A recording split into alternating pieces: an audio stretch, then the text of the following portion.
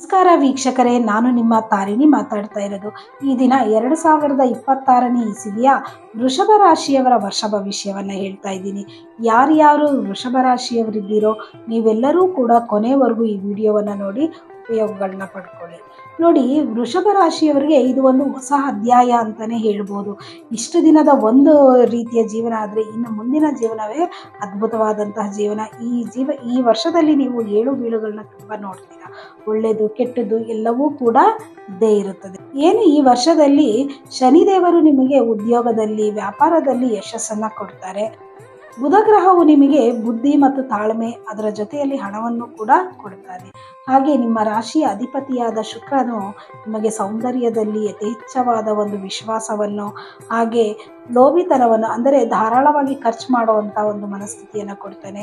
ಆದರೆ ಈ ವರ್ಷದಲ್ಲಿ ನೀವು ಹಣಕಾಸನ್ನು ತುಂಬ ಎಚ್ಚರಿಕೆಯಿಂದ ಯೂಸ್ ಮಾಡಬೇಕಾಗುತ್ತೆ.